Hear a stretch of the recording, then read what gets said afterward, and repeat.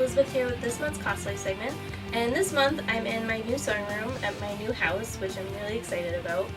And this month we're going to be talking about applique for costumes.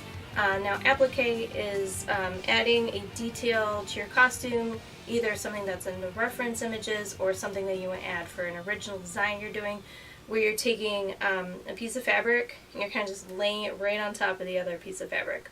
And to do that you use a type of fusible webbing, and you can buy this at Joann's, probably at Michael's and AC Moore too. I'm sure Hancock Fabrics. And what it is just this web that has a piece of paper on one side and just kind of like glue fabric stuff that you put onto one piece of fabric, and then you cut out the design that you need, and then you iron it onto a different piece of fabric. And from there you can also satin stitch the outside so that it stays in place pretty much forever. So to do this you'll need a few things. First you need your fusible webbing. I have here Wonder Under by Pellon. Mine is a heavy duty. There's also original regular weight, and you can also get Heat and Bond, which has different weights as well. You can find packages like these in the Notion section of Joann's. You can also find it by the yard with the interfacings. What I like to do is when Notions go half off, I'll buy a couple of these just to have on hand. Also when the interfacing section goes on sale, I'll buy a couple of yards. It's really great to have this on hand just in case. Sometimes you might find that you're working on something and you realize, oh, I should applique this, and you might not have some on hand. That way it's always there, just like interfacing. It's something you want to have on hand just in case you need it, or just in case you screw up and need to redo it. Usually when you use this you're going to put it on your almost finished garment, at least that's how I like to do things, or while it's in progress. For today, for example, I'm just going to use some scraps of fabric. As an example, I have my fabric scissors. I also have a pair of regular scissors because this is just a sticky material. I don't like to use my fabric scissors on it, but that's up to you. I like to leave my fabric scissors for just fabric. So it's a pretty easy, straightforward process. So when you buy this, it comes in a roll like this. Since I'm going to put the purple onto the green, I'm going to cut out a piece just a little bit smaller than the purple. You want to be careful not to go over the size of what you're using, because then you run the chance of getting the Heat and Bond onto your iron, and that's just not good.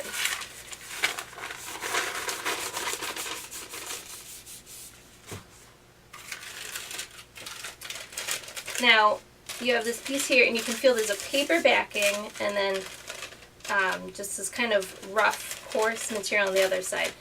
The smooth one is what you're ironing, like the side facing up towards you. The rough side is the part you want actually touching the fabric. Now you want to apply it to the wrong side of the fabric. This one is, no, it's slightly different because I think it's a twill. So I'm going to apply it, we'll say this is the wrong side. Now I'm going to put it down like this. What I'm going to do is take my iron, which might need a second to heat up. I'm just going to press it into place.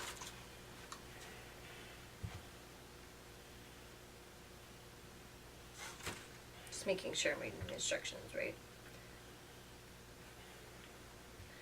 What you want to do while you're doing this is be very careful not to get in the air bubbles. So work from one edge or one corner and work your way to the other edges and the other corner. Go slowly, because what air bubbles can do is create a little crease in your fabric, and you don't want that.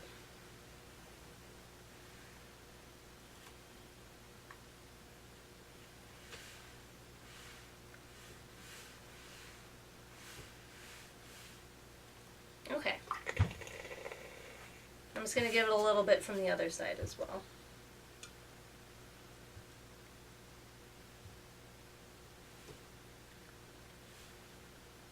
Okay, so I grab a pen real quick, which I forgot.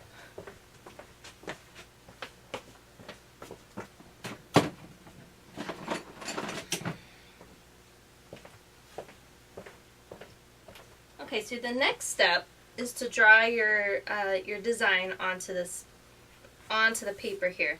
Now, what you want to keep in mind is if you're doing something like a circle, it doesn't matter what direction you're doing, a square, something like that, but something that has a clear direction that it's going in, you want to make sure that you do the reverse of it on this. So if you're doing something like a music note, you want to do your music note backwards. So what might be useful to do is to do your stencil out on a different piece of paper the way you want it, and then when you're ready to put it on your applique, when you put it on here, you want to make sure you flip it around. So what I'm going to do is I'm just going to do a circle, and I'm going to use, this is, if you don't have one of these, you need one. It's from Harbor Freight, and it's actually a, like a nut and bolt holder. It's a super strong magnet. I use it for my pins, and it's fantastic. So I'm just going to draw my circle.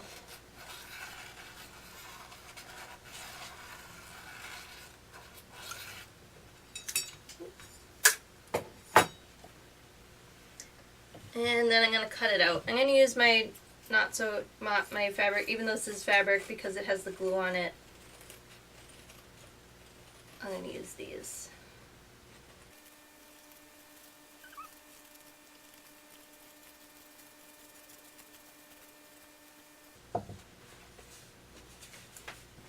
Okay, so now I have my circle, and now I have the fabric that it's going to go on.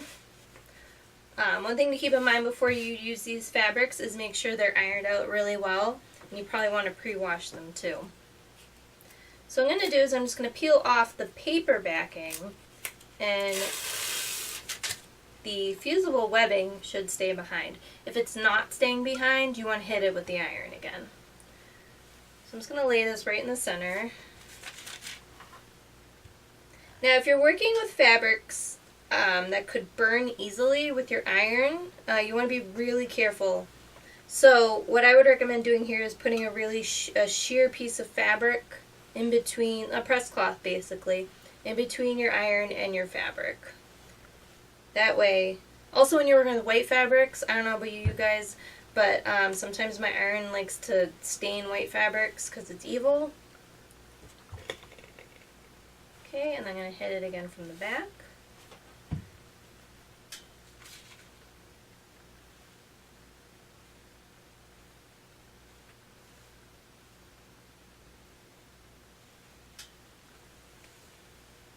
Okay, and from the back, I'm also going to hit it with a bit of the water from the iron, because the steam is going to help it set as well. And then I'm going to steam it also. What we could also do here is have a damp press cloth in between.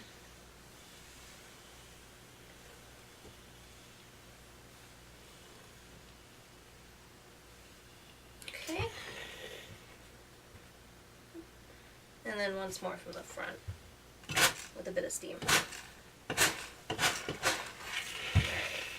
So you can see some of the water from the steam, but here it is, and it's staying on really securely, which is nice. Now, if you're using the heavy duty, ideally this should stay in place. If you iron it really well. I did that recently. I made a white mage costume for Dragon Con, and I was not about to satin stitch all these triangles. So these are held on with this same material, I just used the heavy duty under. So you just have to iron it really well. But I want to show you how you can keep this on really nicely, and it also gives a nice extra detail by doing a satin stitch or an applique stitch around this. And if you're using the regular under or heat and bond, you definitely need to do this. So I'm going to move on to that next step now. What I'm going to do now is satin stitch the applique onto the fabric. What I'm going to do first is do a test, and I just have the purple fabric pinned onto the green fabric, and you can actually do that for this entire process, is you can pin your top fabric onto the bottom fabric, and just find the under or the heat and bond keeps it there much more securely, so you can concentrate more on making sure it stays put, it doesn't move around, and you can make a really nice satin stitch. What I have in here, one thing I like to do for my satin stitching is I like to use embroidery thread. I think it pops a little more. And some embroidery threads, they have different colors in them, which I think looks really cool. I've done that on a few costumes. For my bobbin thread, I have this green fabric. So if it's not being lined, that way on the underside you would see the same green color. If it's being lined, then you can use whatever you want. Be careful not to use something so different that in case it pulls through onto the front side, you won't see it. What I'm going to do is just test the zigzag to make sure I get the width of the stitch and the tightness of the stitches between each other to the setting that I want on here first, so that way I'm not fooling around on my actual garment. Alright, so here we go.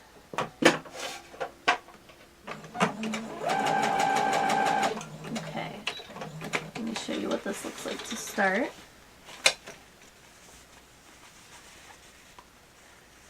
So this is the standard zigzag stitch on my machine. I hope you can see this, probably not.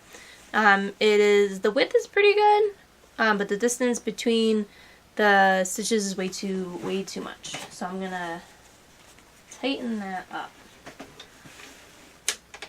So it was a 1.4. I'm gonna move it way down to a 5.5. That's important. So I don't even have a satin stitch foot in my machine right now. I just have my regular foot in here, but you can use the satin stitch foot. I honestly don't know where my feet ended up at. Oh, wait. I'm just kidding. My feet ended up in here. I don't see my satin stitch foot. What a satin stitch foot looks like is it's mostly plastic. That allows you to see through it's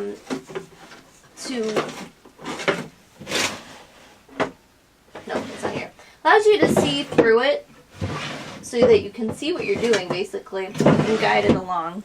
I can't find it. I'm sure it's somewhere. So I'm just using my standard foot, and what I'm using is there's like an opening in the middle, and what I'm putting through that is the break between the purple fabric and the green fabric. So basically the edge of the purple fabric is going through that little opening in my standard foot.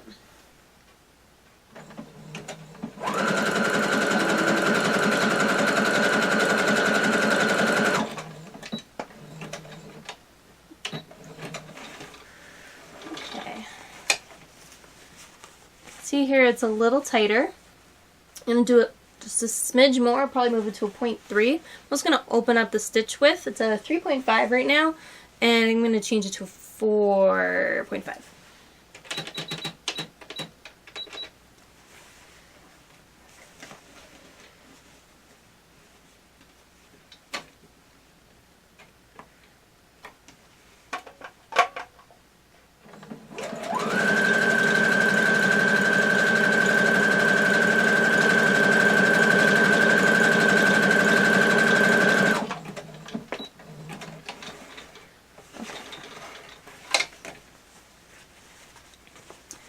Alright, as you can see it here on this edge, this is what I want. So it's a nice tight stitch, a good width.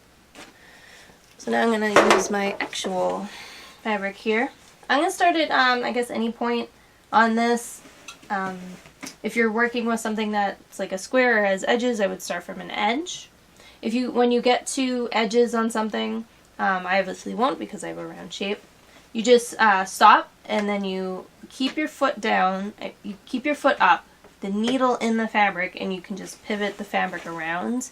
That way you can reach one point, pivot, keep going, stop, pivot, and so forth until you're done.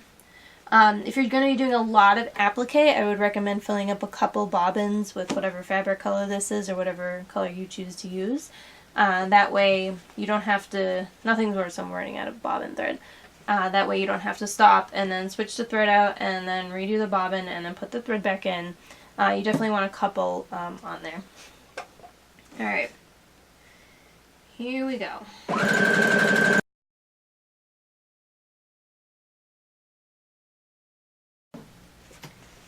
Looks nice so far. One thing I want to mention, and for you to keep in mind, is you want to guide the fabric as it goes along, but don't push too much.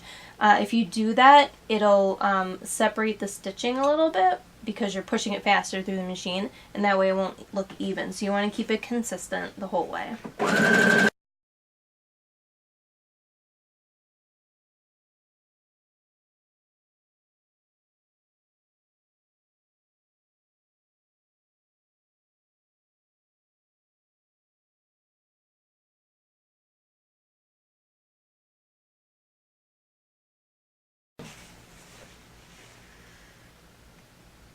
I'm gonna run out of bobbin thread.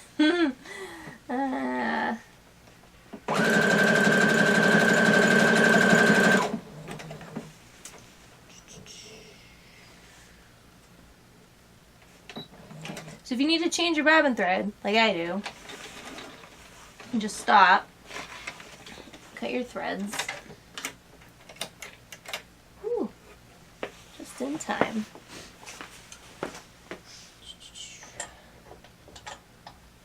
Oh, this is enough to get me through.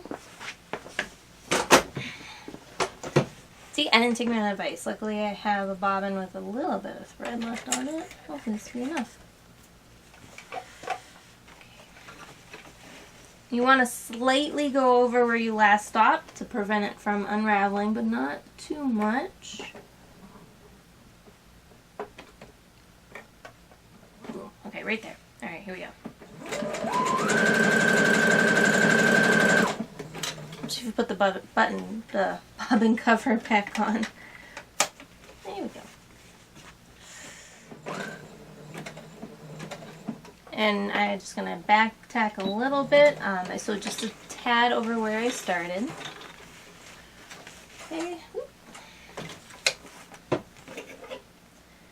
Just going to clip really closely. If you clip too much and you clip some of the thread here, you can just put some fray check and it'll keep in place. You also want to clip the back.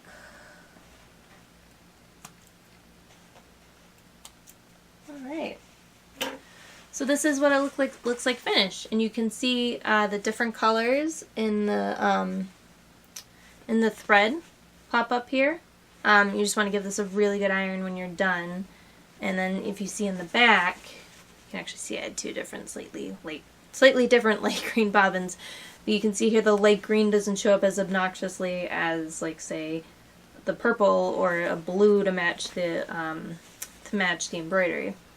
So this is the finished product of an applique, and you can use this for all sorts of things in costuming, especially when it comes to anime and comic books. There's a lot of details that are on top of pieces that you can do this with. I know I've used this method hundreds of times in my costumes over the years, so I hope this is helpful. If you have other suggestions for us to use for cosplay segments or any segments for the podcast, let us know. You can call us and leave a voicemail, 762-ADEQUATE, 762... Patrick will put it here. You can comment on Facebook and Twitter and Google Plus if you use that. You can also email us. Email address is here. And we look forward to sharing our next cosplay segment with you, and let us know what you would like to see. And we look forward to seeing you next time. Bye!